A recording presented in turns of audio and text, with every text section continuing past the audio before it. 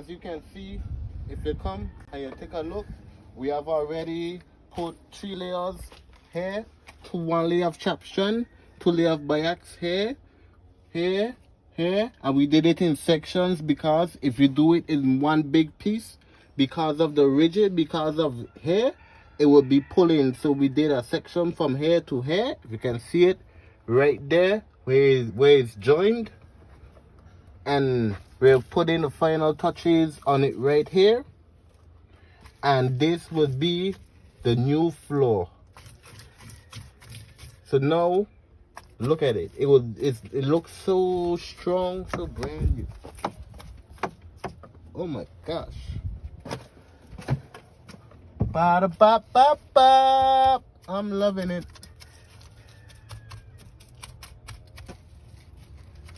Yeah. And we're using vinyl ester. If you know, it has 2 resins, polyester, vinyl ester. Vinyl ester is way stronger. It's a little tricky to use, but once you can get it managed, it's way better than polyester. But if your pocket is not that deep, stick to the polyester.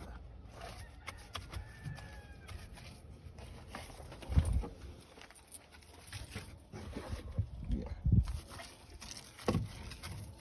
And you see, it's not that hard. All you have to do is put a little bit of elbow grease. Make sure you get out all of the pockets. So the rule number 1 to fiberglass: no air pockets. Look at that. Look at that. No air pockets. No, I don't want no air pockets in my walk. Oh, that's a no-no.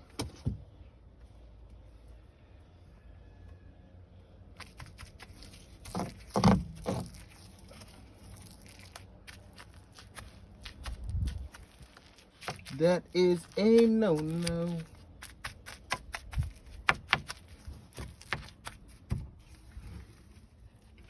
Okay. Looking good, looking clean. All right. The next video I'm going to show you would be after the transom is made up, because we do not have any camera pausing. So it's one guy with the camera, the other guy with the resin. And it's big, so I need his help. So, yeah. Okay. That's it there from Jamal and his floor.